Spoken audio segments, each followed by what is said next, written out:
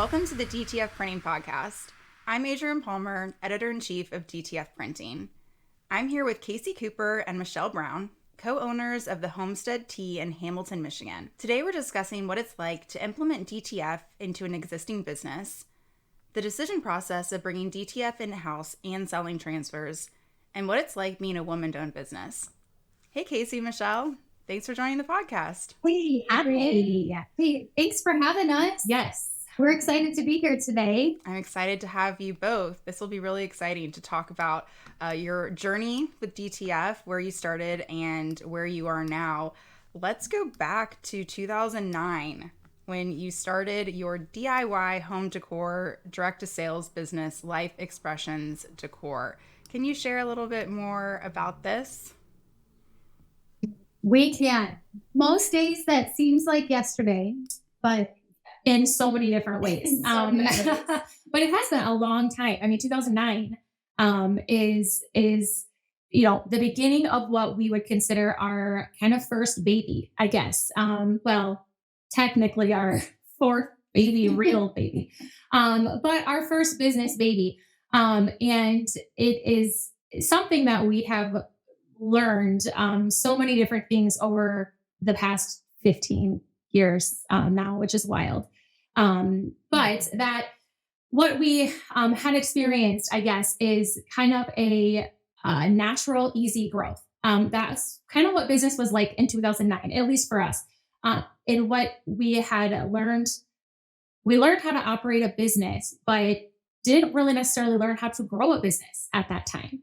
And what I think that we have transitioned kind of into is, okay, without going into too much detail, COVID kind of didn't help that. And we'll go back there at some point. And now it's this new opportunity, I guess, to kind of be like, okay, well, now we've got to start from scratch and we have to figure out what is going to motivate, what is going to work. And that has been a new process for us that we haven't had 15 years of experience. But it's fun. It's been something that we have enjoyed. Sorry, I know I missed a lot of things there. So I'll tell the quick story. That's a great synopsis. I mean, I usually can't do that. So, so we are sisters-in-law. Okay. We actually live next door to each other now. That happened somewhere in like 2019-ish. But when we started Life Expressions, we were both stay-at-home moms. It was October, like Christmas is coming and we needed extra spending money. So Michelle was like, what if we, and then the signs in your home were popular everywhere, but they were also really expensive. And so we were like, we can totally make this ourselves. So what do you think about, we go cut our own wood and we find somebody to like cut this vinyl and then, weave the vinyl and then we'll go get all the paint and make our own signs. We were like, sure, like plus it gets us out of the house at night. So that's an extra bonus. It was our own schedule, right? Having many kids, we both had husbands that worked kind of different hours, right? So sometimes they wouldn't get home until 6:00. Okay, well, if you plan something for 6:30, we could still make it and still make money. Yeah. So that's what we did. We learned how to use the saw and we found somebody in the beginning, we found somebody to get our vinyl from. And then you forgot something important. I'm not sure that you mentioned this yet, but we live in Michigan. So we had gotten a saw and we were out in the garage, in the freezing cold garage, cutting wood. Cutting our own wood. Yeah. Okay. Works out with that. So yeah, then it kind of started like, hey, friend, will you have a party, like a home party where we make these signs? And so literally one party turned into hundreds of parties. And we never intended for that to happen. That was so natural. I say we didn't have to do anything. Obviously we had a lot to do, but at one point we were approached and said, hey, we want to do this. And we were like, what, you want to do what? Like, we don't even really know what we're doing. So anyway, that's kind of, we were forced into like figuring out, well, if they want to do it and then, this whole thing. So anyway, fast forward then we ended up buying our own vinyl plotters. Yeah. We did end up we were working at each of our homes for a while. We each had a vinyl office in our house that we're cutting the vinyl. And then we were like, okay, it's too much to be at home. I mean, really, to be honest, at that point was there's no shut off, right? Like we were so busy, we were expanding so quickly that we were always working. Mind you, little kids at home, moms are always working. So we did find a building that we rented and moved into together. And then that too was like, it was crazy growth. Like, yeah, quickly. Yes. Yeah. So, we were fortunate enough to kind of live near an area or a place that was kind of like, oh, hey, you need just this amount of space. You can rent it for X amount of dollars, right? Only what we needed. And then as we grew, we could kind of take over more of that space. So it really was perfect. We had different struggles at that time than what we maybe have now. So it was the too much work. It was all constant. It was, kids and their doctor's appointments / okay, we have this meeting at this time. And then reinventing the wheel for figuring out how to operate and open a direct sales company. Because when you have home parties, right? Like that was kind of where we got the idea of a home party. Like, okay, instead of going into somebody's house and being like, just kind of here, show you my catalog. Let's make it an experience out of this. Like, let's make it where people actually want to go and take something home that same day. How fun is that, right? And that's why we grew and we recognized that. And that's why we had people coming to us saying, hey, like, I think that this would be something that I can make money at. And I'm doing this direct sales company right now. And I just show catalogs. So I want to do that too. It was a totally different experience. Yes. Like, it was an actual experience. Correct. Yeah. I think that is why it did well. Okay. We quickly had, we started 2 of us and then, mom came to help. And then, so we're just adding employees, sisters, sister-in-laws, like everybody's joining in on the fun. And I think if we kind of skip some years of like massive growth again, we were doing annual, conferences here in Michigan where people from all over the country were flying into where we would launch new product and do awards, celebrations. Like at the time, those things were so stressful. And you're like, I don't even know how we're going to make it through we called it roundup, make it through another roundup. But now, like, those are what we miss, right? Like the connection pieces with what we call, they were creators to us. We don't have that anymore, but those are super awesome memories of what was such a success. But then I think we can fast forward to March of 2020. I feel like what is the same story as many people. So it's kind of, and everybody kind of knows in their own different struggles of what we all experienced during COVID. I think it's important to recognize, it's not a sad story. It's really not. Like, while the direction of our business, our life kind of changed, right? When you talk about, hey, your bread and butter of not just us, right? Like not just us and the bills for the building, right? But every single individual creator that we had selling across the country was now without money, right? Because you're not welcomed into people's houses and until COVID is kind of gone, right? Like, so, and that took a long time. During that time, we pivot, right? Like that is the word that I can describe of, that day in March. It was a lot. I will say real quick, that day, I don't March, whatever it was, it's actually coming up. Is it 15? You might know that. 14, 15, whatever. But we had like 22 people on full-time payroll. Like we were rocking here. We had like 650 creators in our field still selling product until that day when we were said, like, you have to close the doors. We were like, what do we do with all these people? Like all these people, like Michelle was saying, like that's the bread and butter for so many people. So yeah. And then it was like instant pivot. Like, what are we going to do? Right? Like our business is home-based. We really weren't in the virtual world. We weren't doing virtual parties. Like none of that was really a thing. Well, keep in mind, it was because we were like, we don't want our face, we don't have to do our hair every day, right? Like how do you prepare for, some whatever at that time, TikTok. Right. You do like TikTok though. You tried to get me to like do dances and stuff, and I'm just not that person. They're acting like that dream. Okay, sorry, go ahead. Yeah. So we tried. I mean, we tried a lot of different ways. We did encourage our creators to jump on the virtual train if they could. And a lot of them did. They had some great ideas and they tried things that we wouldn't have thought of.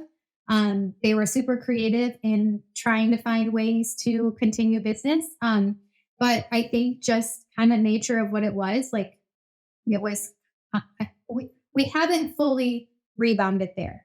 We haven't rebounded. Well, I mean, I think that as far as online, so it was actually really interesting because when COVID first happened, it was like, okay, they can't go to homes. Now we're in a place of, okay, we're pivoting to virtual, right? Like, let's do this. Let's learn this ourselves because we weren't really doing that. And then let's teach somebody else, right? So that was kind of all of the processes that were there. And we actually didn't see a decline in sales during that time in any way, shape, or form. We had lots of people who were like really uncomfortable going online. And and they didn't. But at the same time, we had a lot of people who were like, oh, I really want to go online. And they did. So now at this point, we are, then you get to the point where people are just mad. They don't want to be at home. They're done. Like, okay, sure. Like we can have like wine and dine with our friends. That's fun for a little bit, but now you're just angry. You're just frustrated from having to stay. So that's then when really it took that downward turn. And then at that point, our sales significantly took hits and after hit and we were just trying to wait, right? Like, let's wait until maybe it starts to kind of get better. And we didn't know, like when we were shut down that day in March, it was like, oh, this is short lived. This won't last long, right? And I think everybody felt that. Like nobody knew when the end was going to be, or how long we would have to sustain that. But it just, it did. We didn't have an end, did it? So, yeah. But during that time is when we were approached by a couple of people in the community that were like, do you guys do apparel? And we were like, well, I mean, we've done apparel with like HTV vinyl, right? Adrienne, have you ever done apparel with HTV vinyl? I personally haven't, but I know that you've mentioned it is not the best route to go. It's not super awesome. Awful. So just the weeding process, there's maybe people that run it successfully in a business. I would not be one of those people. So we were like, well, yeah, kind of, sort of, we dabbled, and they were like, well, we need a new supplier in the area. So if it's something that you guys are interested in, great. If not, we're going to start it. And so we kind of just had like a quick conversation, like, I don't know what it could turn into, but here we have our other baby that's like not doing super awesome, but maybe this is, the next step. And so, not knowing a ton, we were like we always are, jump in, just full steam ahead. Let's just jump in and kind of see where would we go. Yeah. So there was a need from your community. How did that come about? Were those people that you knew from the previous business? Was that like a Facebook group or just people at your kids' school? How did that come to be? So between the two of us, we have 10 kids.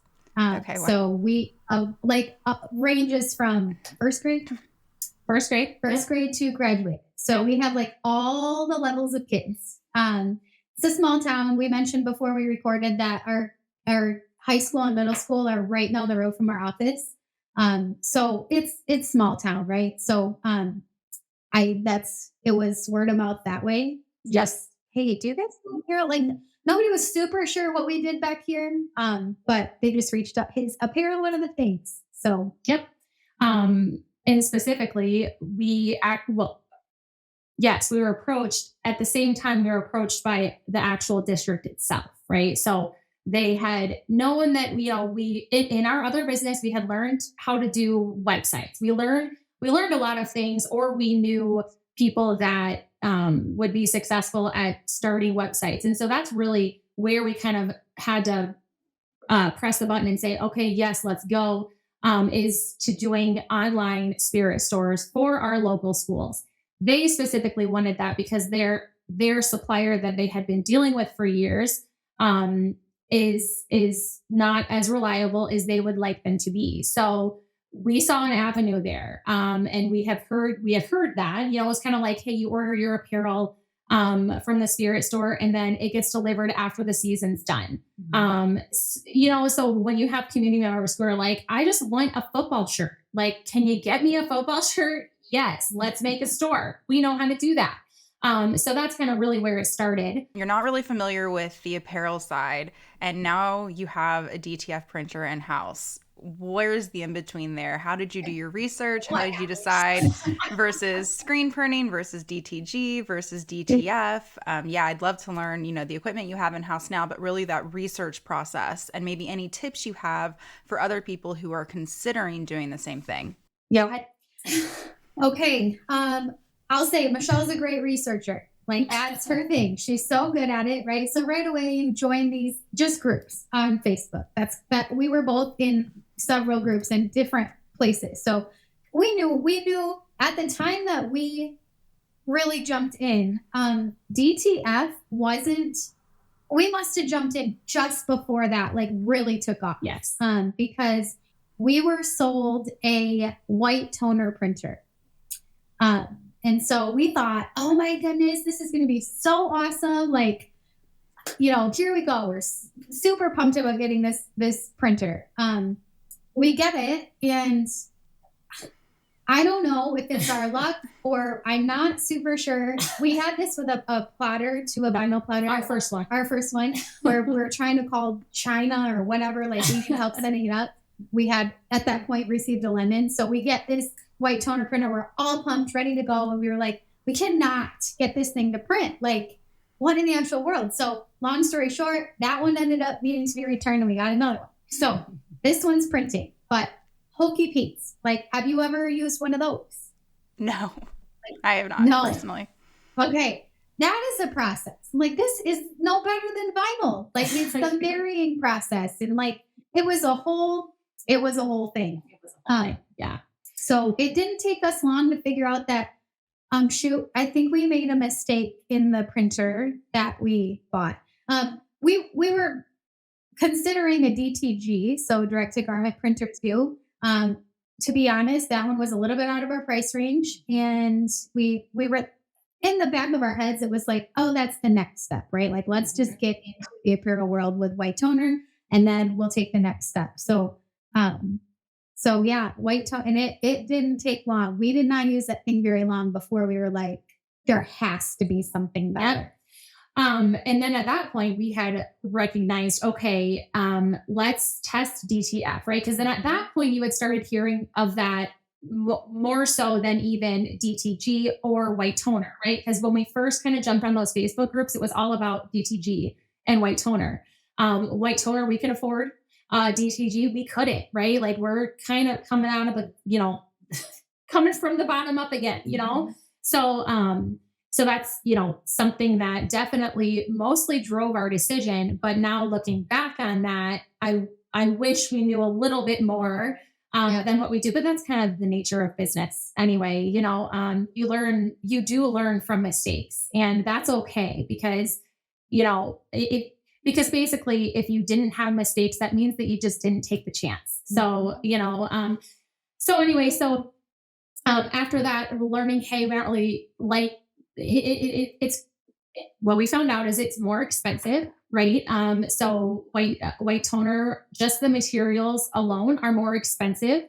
And what the experience that we were having, I'm not saying that this is going to be everybody's experience because you guys all, many people know if you've done this for even a little bit, is that those consumables make or break, right? Like the consumables that you're using and maybe even the printer that you have, like, can make such a big difference in what your final product actually is. So I'm not saying that, that white toner is awful, like, not in any way, shape or form. It was just something that we initially thought would be a good purchase. And then after the fact realized, no, we can actually buy transfers, for less cost. Yeah. And when we ordered our first samples and we got those things, we were like, what is this easy? Like, you've got to be kidding me. Yes. And the quality is this amazing. And like like everything it was really, to me, like, mind blowing. Yeah.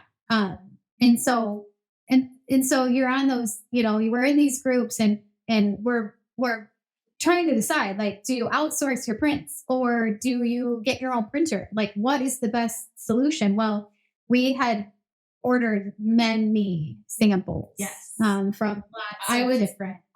For those who are watching and who have no idea, order 10 samples from 10 different companies. Don't worry about where they're located. Don't worry about anything. That was kind of our, that was really the best research that we did. Because if we're looking, because again, when you're talking about researching DTF, it's so new. There's not really much there other than the experience of other people. So Facebook is that place right now. Okay. I'm not saying that's forever, but right now, Facebook is that place to be. And really all you saw was my printer's broken, my printer's broken. Yeah. So, That's what I was going to say. When we're like, are we outsourcing or getting our own? I'm like, are you kidding me? We're not getting our own. We are outsourcing all day long. Like, I don't want to be one of these people dealing with printer problems. yep. And so we did for a year. We ordered lots of samples, found the one we love. We found a supplier that is like, she's the greatest thing ever. And she still is. She still is the greatest thing. Yeah. One thing I've learned is these people in this industry are so kind. Everybody's so nice. Everybody's willing to help. Nobody is like, I'm not telling you that answer. You're my competitor. It's none of that. Like these are nice people. Yes. And there is so much need for good suppliers in the industry that there's enough work for all of us. And I think everybody realizes that. But So you found your supplier of the transfers through a Facebook group. Did she happen to be local, or at that point, did it not matter to you at all? it didn't matter to us at all. Like, no, not local, but willing to do anything for us to get us whatever we needed, whenever we needed it. And she's just, that's just who she is. Yeah, well, The business that she has. correct. And her recognizing that we continued to grow, and she gave us flawless transfers, right? And if she didn't, she replaced them immediately. Mm-hmm. So it was really just about the service that was offered to us. And we would still be purchasing transfers from her had it not just been a business decision to say, okay, we're at that place. But thankfully, she got us to that place. Mm-hmm. And not only that, but now we see the quality that we want to achieve, right? So getting that printer, like now we know, oh, it's printing off. And we know that because of what we learned in somebody who was doing it right. Do you have the same printer as the person who was selling you your transfers? I'm glad you asked that, because actually that is how we found her originally. It was through Facebook, but it was actually because we had found the printer that we were thinking that we wanted to get. Mm-hmm. So we asked the company, hey, we want to connect with somebody who is using this printer, because our intention then was, okay, once we're kind of up and running, we can go ahead and just get that printer. We know we want it. So we found her through the company that we believe we were going to be getting a printer through. Now, during that relationship, she then had beautiful prints, absolutely, but she had pretty bad service when it came to the printer that she had. Now I think she has four or five printers now. And so she has been a source for us to say, hey, yes, do this, or hey, no, do that. And she's been helpful in kind of like stay away from this company or stay away from that company. Like, again, she maybe had learned the hard way in an area, and she's trying to prevent other people from having that same thing, which I so appreciate. Correct. Yeah. Yeah. And if you are comfortable sharing, you can share the name of that company. And then also, I'm curious if you're comfortable sharing the printer that you have in-house, please feel free to do so. So, well, I'm going to preface this with a couple of things. So when you asked, let's just go there. So now we have a printer. We have to figure out what printer we want. Okay. So we had the knowledge from the person that we have now built a relationship with, who's printed great things for us for a long time, or a year and a half. And she told us where not to go. I think that the technology is so new, so it's not exactly fair to criticize some of these bigger companies who were just trying to get it and make it available, but they don't know it. Okay. So the people who know this business are the people who are using the machines every single day. And it takes that in order to master these machines, right? And we're not masters by any means. I'm excited for that day, but that's going to take time. The companies who are kind of big box that are taking it and they're selling it, they're not operating it. And so when there is an issue, they have no idea how to help you.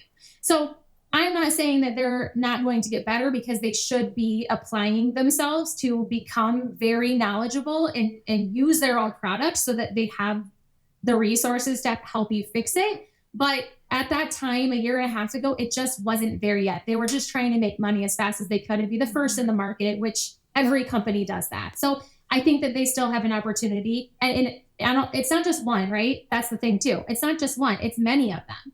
So they have an opportunity to really step up, I think, and learn what they're selling, so that then they can become not only maybe one of the first in the country selling it, but also the best, right? And that was super important to us when we were talking about, okay, are we here? Like, are we at the spot in our business where we should consider printing in-house? And a lot of things were happening, such as, a walk-in where they're like, hey, I need a shirt like today or tomorrow. Can you do it? And we would have to like, well, we have a super great person that we outsource our stuff from, but probably not like that stuff, right? So it was those kind of things. It was, we would make mistakes. Make a mistake. Like, we ordered the wrong size transfer and it needed to be this. So then now your customer is like, you're waiting 3 to 5 more days before you can finish that order. And then just like the quantity wise, we thought, okay, I think we're at a place where it makes sense for us to try to run these in-house. But very important that wherever we buy this thing from, we have tech support, because we're in all these groups that are scaring us. And so that was important. Mm-hmm. So how many transfers were you ordering per month? What was the quantity? What was the number that you thought, okay, this is when we need to consider purchasing? So I don't know the quantity per month necessarily, because that is a variable, right? But I will say that we spent about $35,000 on transfers last year. Okay. So now when we're looking at, okay, well, and I'm just going to add, right? We still had 5 employees left that we're working. Like we wanted to keep the single moms, the ones that like we love, like they have gone through the gutter with us for sometimes 12 years. And we were going to do anything to keep everybody employed. So for us, when we talk about, well, gosh, do we have time to run a printer? Well, the answer is yes, because we want to pay we have that payroll left and we need to find ways to fill it. So if that means that we're printing half of the day and pressing half of the day, or reading vinyl, whatever, like we're going to keep everybody busy. And that was really our main goal too. So spending that, $35,000 last year on transfers, really, truly, that's part of somebody's payroll all year this year, which is really what we were kind of, up against. Yeah. So you're in the research process. You're speaking with the person that you're purchasing transfers from, but it seemed like maybe you decided not to go with the printer that she had originally bought, but there was maybe a step in between there where you decided, okay, I'm going to purchase this printer instead. Okay. So then it brings you back to Facebook. So we both, right? After seeing these terrible, like, oh, my print head's clogged or something's broken, help me, whatever. We paid attention to the names that were answering those questions. Okay. And that's how we knew that whatever issue that we were going to come across is that, because you see people who are answering questions for people who didn't buy a printer from them. Okay. So we ended up going with, and honestly, I don't even know if it's not even like a brand printer. Okay. The printer that we did end up going through it's through TL Promotions and it's through Dennis Moon. So most people are just going to know, who are in this industry, are just going to know his name because of the respect and the responses that he is giving to people who he has no connection or affiliation. Mm-hmm. Yeah. Like reason to, I guess. Yeah. Like no need to, I guess. So that was kind of where I'm at. And I will say that so far, we've ran into things and it's something like if we have an issue, we are sitting here because we're still somewhat new at owning the printer. So we're now operating the business well. And the printer is, 4 months old for us. Or 5. I don't know. Again, I don't even know what day. Time flies. Time flies. But in that process, we, I think that we're babies, right? We're babies in this industry. So it's like, is this a stupid question? Like, that's what I feel like. I feel like we should know this. Like, if we just think about what the process is from, this ink to here and that to there. Like, well, the industry is a baby. So you're babies in a baby industry. Yes. And that makes me feel better, to be honest. yeah, a little bit. Yeah. So I think that what we've learned from that is that and even when we're calling them, right? So like, I could ask on Facebook all day a question. I've got direct numbers to all of their staff. I mean, multiple of their staff, because whether it's a software issue, whether it's this computer is running a little bit too slow, so you need to upgrade that. There are so many different little pieces of now we're learning. And I will say that we're learning them, as we go. So it's kind of like we're having this one problem. What could it be? But seriously, I don't know how people do it without tech support. Like that was when we bought it, and Michelle was like, no, they're like flying somebody here to set it up. I'm like, what? They're like staying here for a couple of days. Like, we're going to be printing before that was, so helpful. I would pay anything for that, right? Like that was so helpful. Yeah. And anything that we need is, they're there to help. Yep. Now they don't have the answer always, right? Like, cause that, again, baby industry, like I can call them and I can be like, well, listen, I don't know if, because there have been a couple of times where I've been like, listen, I'm not printing right now. And here's what's happening. I need you to focus on me right now because I need to get this up and running. Right. So again, I'm like, am I just completely off the wall? I don't get this. Well, no, it's because they're telling you it could be this, check here. Right. And we're checking that. And then, okay, no, that's not it. But that test could be 2 hours, right? Because you're okay. I gotta get it up and running. I've got to make the change. I've got to do a print. I've got to get it all the way through the oven, right? So like, it could be 2 hours that have gone by before I even tested one thing that they've asked us to try, right? And if it's not that, then it's okay. Well, maybe now at that point in time, our kids are getting off the bus here and it's time to go.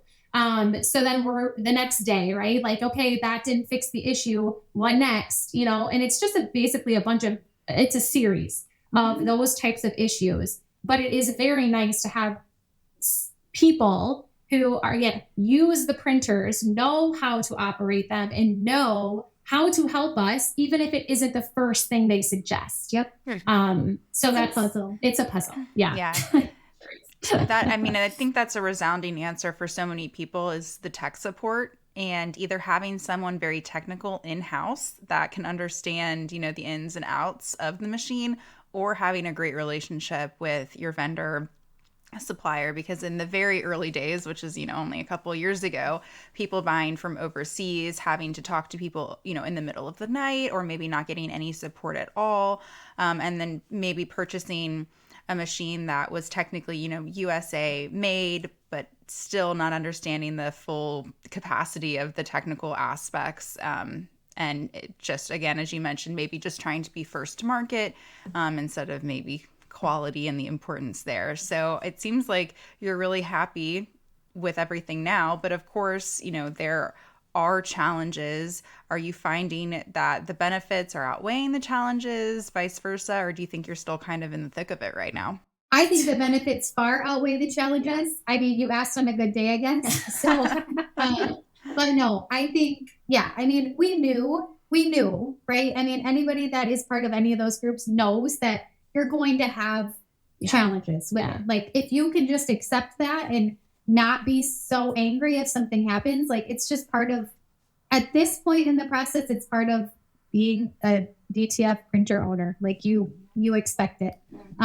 But we do just joke when we do have a challenge, we're like, well, I'm glad we're learning this like one thing at a time instead of everything happening all at once. Plus it's kind of cool to like feel like I'm a little techie. Like I we just fix that, right? Like ourselves. Well, we're women. I don't know if it's just, I mean, like there are some things where I'm like calling my husband, like, okay, what is this? And he's like, well, Michelle, think about this a minute. Like, and I'm like, but listen, I'm not technical like that, right? Like I have a really hard time being like, like touching a print head, for example. When we first got it, I was like, okay, seeing a little bit of, like misting kind of, whatever print. And it's like, okay, well, maybe adjust your print head. And I'm like, like, I don't want to touch that. I don't know. It's like a caliper. Like I thought that was part of a car. I don't know, So it is a little bit technical, but it's doable, and we're getting it. So that's exciting. The whole business process is a learning curve, and you've experienced that from day one with your previous business, getting into weeding and the vinyl market and signs. You learned it and you grew it to be I believe you said a multi-million-dollar business at one point before COVID. And so now you're learning a brand new industry. And I think the technical aspect is probably the hardest for most people, especially if they're coming from not an apparel background at all, let alone a digital print background. So I think the research that you've done, the troubleshooting, and I think even the open-mindedness that you have, that it's new. There's going to be some things that are a little bit more finicky than maybe we'd like, but we're working on it. And it's great that you have the support too. Yeah. I just can't wait. Like in the future, when we look back and go, do you remember when? And all of us will be saying that, right? Do you remember when? Like those are going to be part of the story. Yes. We share someday. Yes. And I will say too that I am very quickly realizing why people own multiple printers. So I see that happening sometime in our future. Sure. If one is down, you have a backup. Yeah. Yep. But that's why I'm so glad that we still have the relationship with who we outsource from. I mean, she'd help us out in a pinch anytime. So that's good. Yep. But now the roles have kind of reversed, and you are offering DTF transfers to other apparel shops.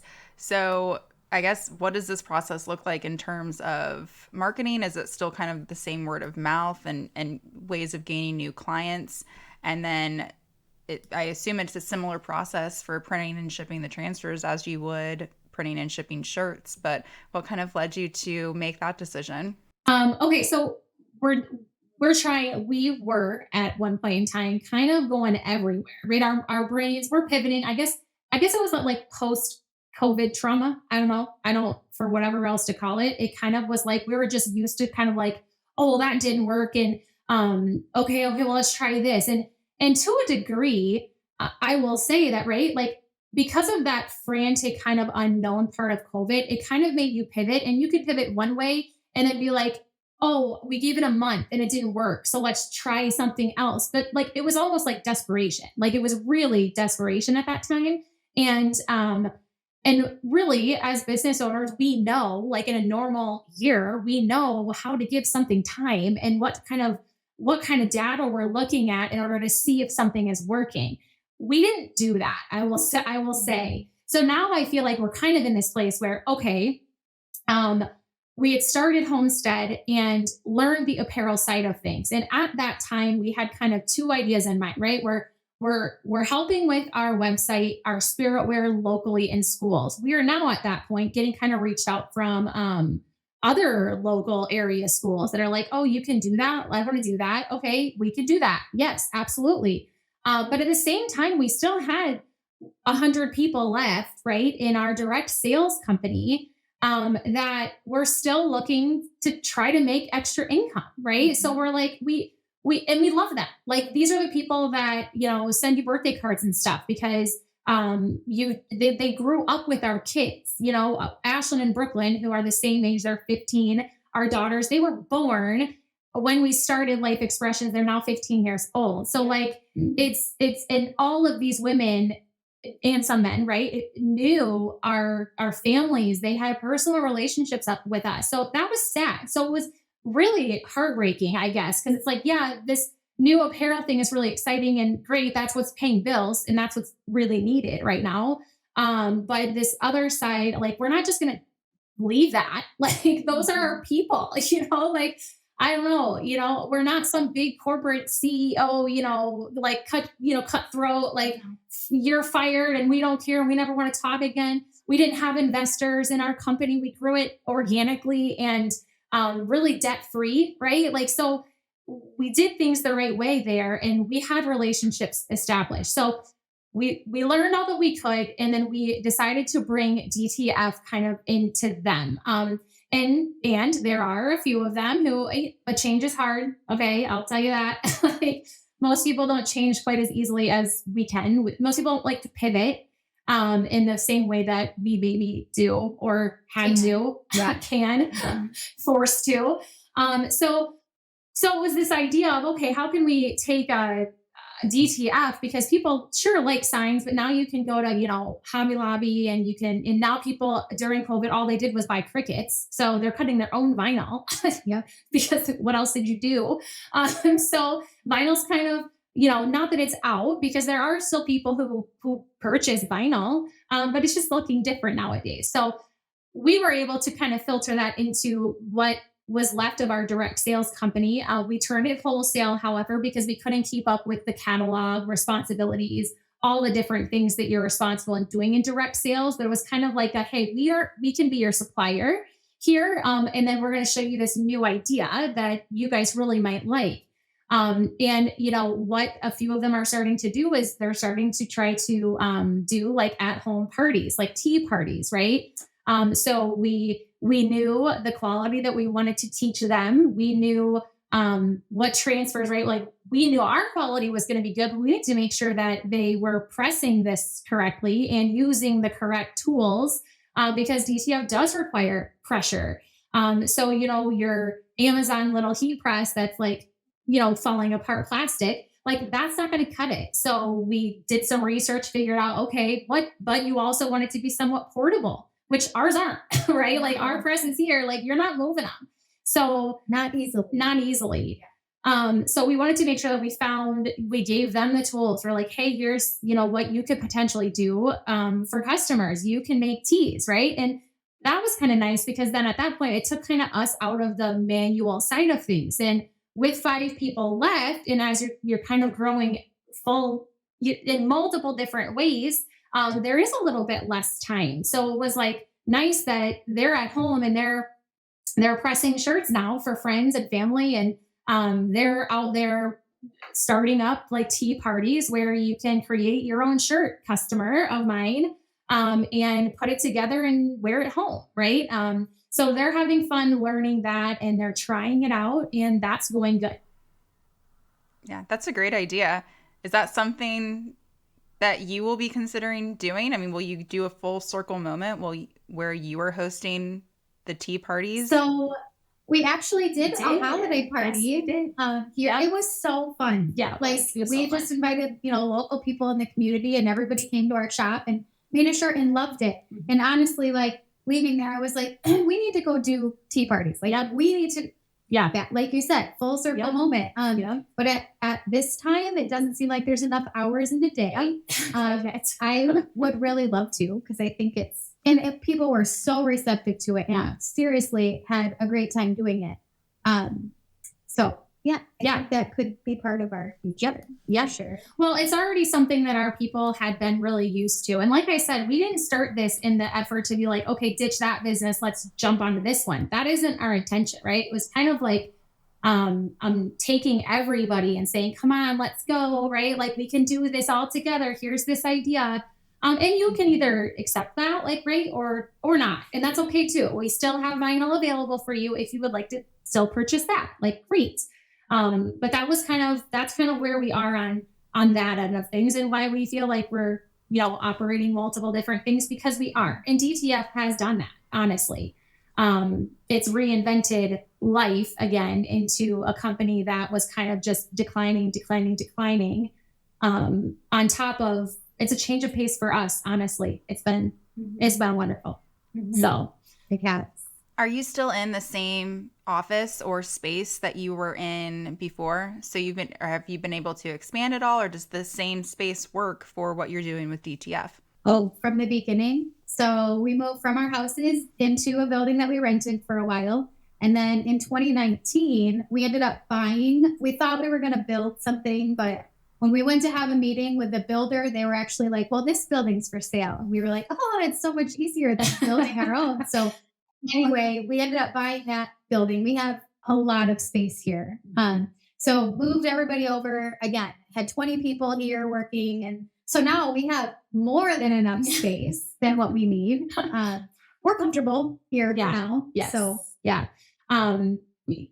The ups and downs and things. So one part of the building, we've actually got rented out to somebody else. So that was helping to offset those COVID bills, right? That or in the sales that were kind of declining. So we've had a lot of different things that we've had to do to try to kind of like bare bones, right? Like you're down to bare bones to try to recover and live in that space for a little bit. And I feel like just now we're starting to emerge from that just a little bit. And yeah, because we have gosh, I could go on and on with all the ideas, right? Like, and I'm sure people in this industry have the same thing. Oh, we could do this and we could do this and we could do, there's so many ways to use this product. I don't know if I should give this sneak little teaser, but we've got our daughters like on board to launch their own business in some way that speaks to them. Yeah, that it's stay tuned for that because that's gonna be awesome. But not something that we would have been able to do without like even printing in house for the ads. Yes. So that's cool. But then we also recognized another need, or this was just kind of through listening and reading through Facebook and just talking to people, but screen printers, specifically in our area, have reached out like, hey, you guys are printing in house. Like, could we get prints from you? And so hence the launch of Express DTF Prints, where we are now, that's the next avenue. Yeah. To jump down. It's really just basically being able to utilize your talents that you have. Right. And I'm going to say, I know that, this is like a DTF podcast, but even if you are one of those ones that's like, I am terrified of getting a printer, that's okay. And you don't ever have to, right? Like, because as long as you've got kind of your mind moving towards this, like, okay, I can do this, I can do that. Transfers are inexpensive for what the work is that you're doing. So until you've got kind of either the space or the need or the want to be able to do that, just hold back a second, right? Like get your stuff kind of settled, right? Like don't feel like you have to just jump in. Specifically with converted printers, like I see way more headache problems, issues because people aren't able to put the $20,000 plus into a full commercial printer, or the printer itself is fine, but the quality that they're being able to produce is kind of putting them out of business because it's just, falling off the shirt right away when it's washed and your customers aren't coming back. So those are things that like do wash tests like crazy. Make sure that you're recognizing how you can either kind of make it or you can literally break it, right? You can go down by getting a printer just as much as you can go up by getting a printer. Totally. That's a great point. Yeah. There seem to be a lot of opportunities, ones that you are testing and figuring out. I mean, you can buy transfers, you can sell transfers, you can just have a heat press. And I think kind of the way that you're working your business is almost like a startup, which, a big phrase there is fail fast.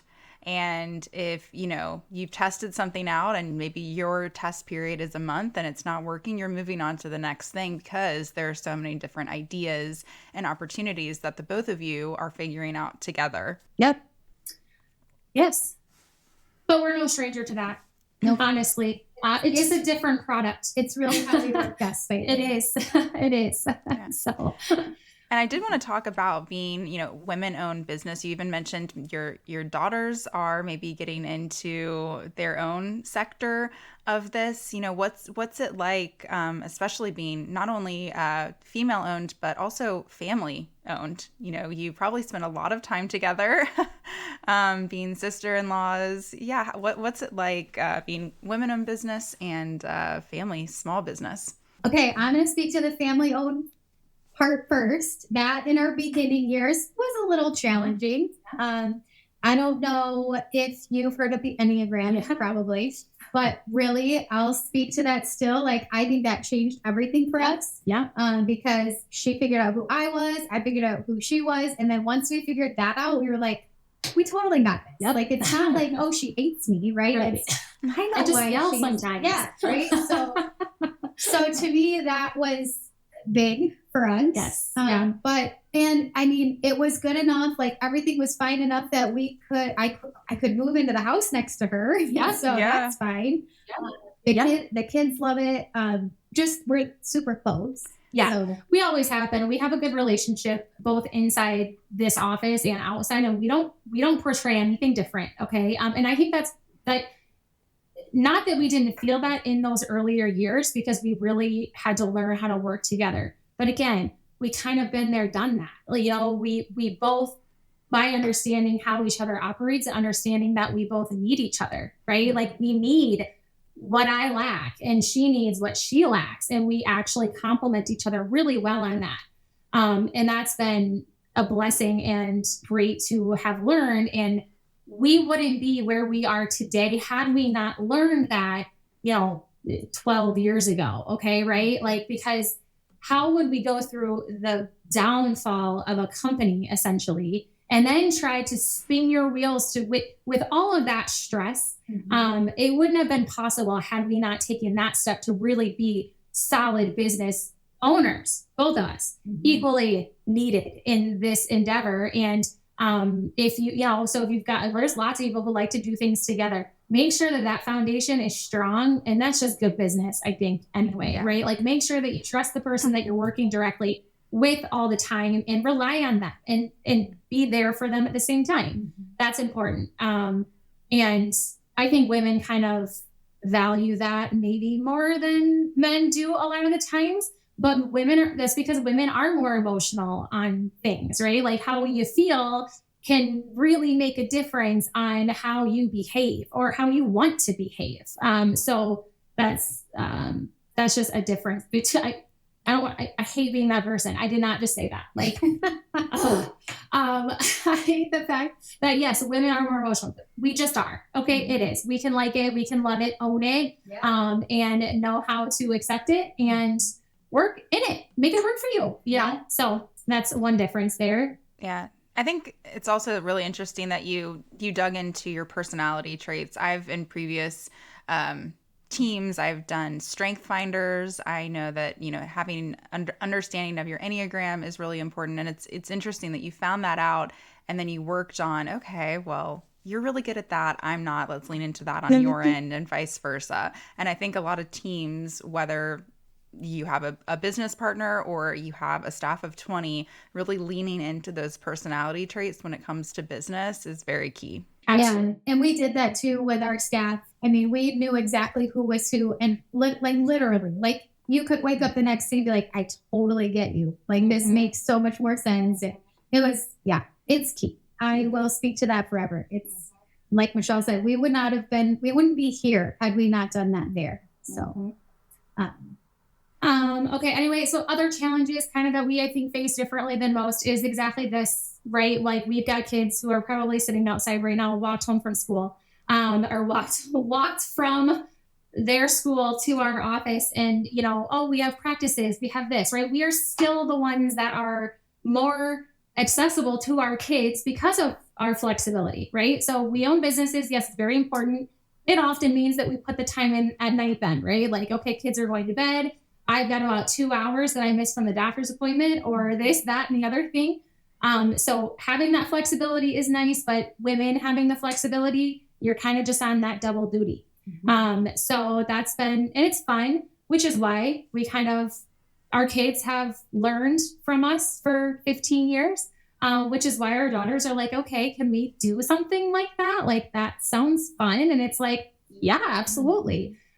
You're 15, like, sure, get started. Like, have a little side business that's going to help you, pay for college. Like, do those kind of things that, you're going to have.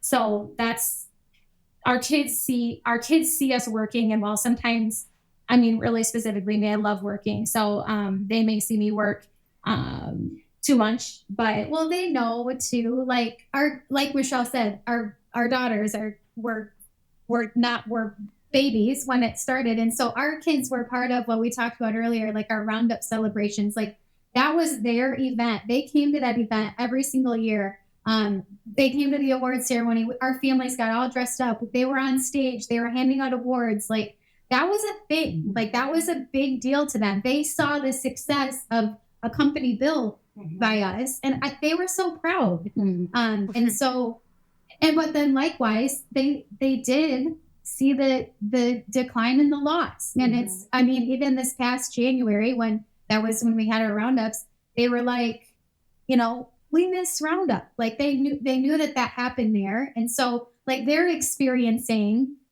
the loss of, but, and then the growth of the new thing, because they're super excited. Like they get so pumped when you're sitting in a gym and they're like, Mom, did you make that shirt? Did you make that shirt? Did you make, and it's like, yeah, we made like a lot. 50% of these shirts here today. So it's so awesome. And I know they're proud. But then they also then can understand why, hey, like I'm working tonight because remember I went to your game this afternoon. And we're trying to grow. We're trying to expand, and so start our company again. Here we go. Do you think any of your kids will move into the apparel space outside of your two daughters? Are there internships available, or are you having them press shirts, when they're off school? Is there any connection there? Because I think it's so important to show the younger generation that there is a career in the print industry, and you're obviously doing that, and being, two strong female business leaders is also so important as well. Yes. So we have had many nights where there have been any number of children here who are pressing shirts, right? Like, oh my gosh, we're at deadline. We got to go. Like, come on. Like, yes, that is happening to some of them. Some of them are a little bit older, right? They have their own jobs. Like, specifically my kind of two oldest, and they're just busy in sports, right? Like one of the reasons that we had this opportunity is because of the amount of time that we spend with different coaches all over the place. But another just kind of idea off the topic that I'm glad that you asked the question is that we actually got connected with a local school's like a marketing team. So many schools around the country, right? Like they have their own class. Maybe it's just around here. I don't know, but they have their own marketing class that actually sets up a store, right? Like inside your school for spirit wear. So we were able to get connected with both our school district and a neighboring school district. And that was kind of our first in the door with our neighboring district, because we didn't go after the sports teams, right? We didn't go after kind of what we eventually maybe want to earn. But we went kind of in that side door, I guess, of the marketing department. And in that opportunity, we were able to kind of teach a class, right? And volunteer our time to show them what it is that they're doing, and how to make the product and how to do those things. How to not me do the design work, because I'm not the designer, but like that is part of the process, right? So we've been able to kind of teach that, and we have said summer's coming. That means we have free help coming to work. Our kids work for them. Yay! Yeah, ice cream on the way home. Anybody? So that's fantastic that you're working with the local schools, and it's just been really interesting hearing about how the word of mouth, especially, I think that's really big in this business, and being in such a small area, everything being localized, and obviously having so many kids, in the school system where, you can be really connected through sports and PTA or any other activities that are happening within the school. What other customers do you have outside of just maybe local or the school district? Are you shipping nationally? We work also with a lot of area businesses, obviously. Like once that word of mouth starts spreading, it's spreading, and it's awesome. And we're so grateful for that opportunity to be that for these people. But I mean, we now have a customer in California that again, I keep word of mouth. I know it's a long ways away. Ohio in stores, right? So because we have the ability to do online stores, that has grown. I mean, so we've got stores that are open in New York. We've got stores that are open in Ohio. We've got stores that are open in where's Oakwood is in New York, and so it's Marquez, So we've got a couple of, so we've got little pockets kind of here. And I honestly don't even know how they've heard of us. Yeah, I'm not sure. Because our biggest struggle, if we have a struggle, our struggle is that social media is hard. Like to be consistently posting on Instagram or Facebook or I know we're supposed to be on TikTok, but it's like putting the face out there every day thing, right? Mm-hmm. So that is what we lack. And I know it. And I know that if we could be better at that, I think we'd see more success. And so we know that. But that is a goal. Yes. Yeah, for sure. So it's on the list. It's on the list. But that involves more like getting your hair done every day, maybe like taking a picture, doing things that you're not necessarily, you don't have time to do, right? So it becomes like, oh, here it's on the list. Now it's down here and it's here. But it's there. It's there. Sure. Yeah. I think social media, unless you have someone, full time or that's something that you're really passionate about and also knowledgeable about, it's a big daunting task, especially because there's so many layers. But from some of the sessions that I've attended, it's really finding that one platform that works best for you. And if you're seeing a lot of engagement and excitement and you're also enjoying it, because people can really tell, if this is just a task or something that you want to do, if you can really narrow in onto that one platform, then maybe it's not as daunting as saying, okay, now I have to do this, that, and the other. I love that. Thank you. That's a great point. Yeah. Because right now it just feels like, oh, you got to take on all the things and like all the things sound hard, but maybe we just find the one. Yeah. Okay. Yeah.